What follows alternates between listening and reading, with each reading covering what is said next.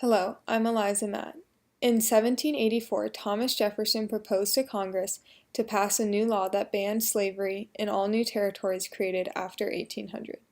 This proposal did not pass. The significance of this is that slavery was able to continue thriving and growing in the South. Sectionalism continued to expand because slavery became a main issue and difference between northern and southern states. Disputes and fighting escalated from Bleeding Kansas to the Civil War.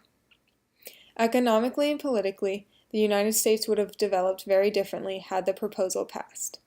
In the short term economically, the large plantation-based aristocratic economy of the South would have grown to have more manufacturing.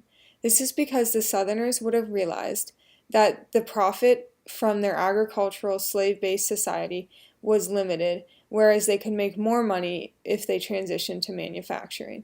However, these manufacturing companies would have only been run on coal and steam power because the South did not have the fast-flowing rivers that the North had. In the long term, economically, the South's large plantation-based society would have transitioned more to a yeoman-type farming society. Economically, this would have made more sense because the plantations would have started decreasing in size as no new lands were being added to the South.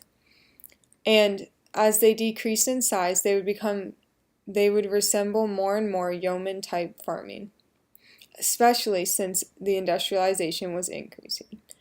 Politically, there would have been distinct changes to the United States as well.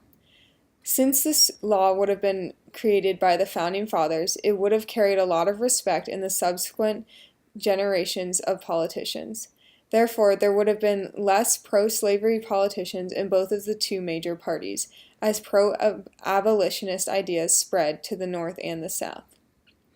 One of the only short-term effects would be that the Missouri Compromise would not have occurred because the issue of slavery in territories would have already been resolved.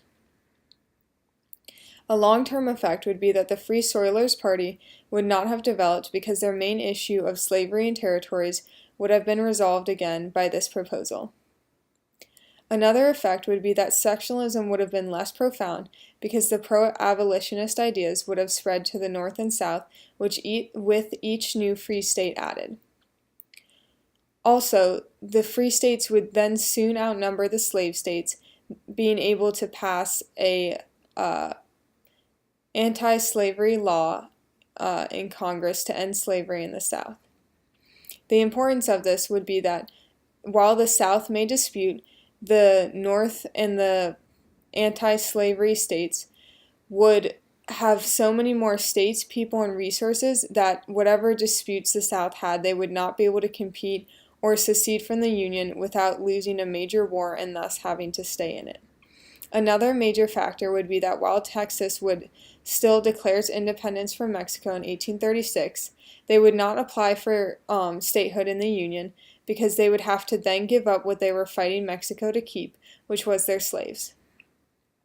The importance of this is that the United States would then not fight a war against Mexico or gain any Mexican northern lands, and also the Wilmot Proviso would not have been proposed.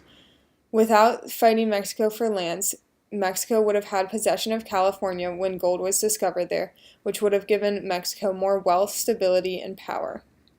Also, the Compromise of 1850 would not have been proposed, and Bleeding Kansas would not have occurred.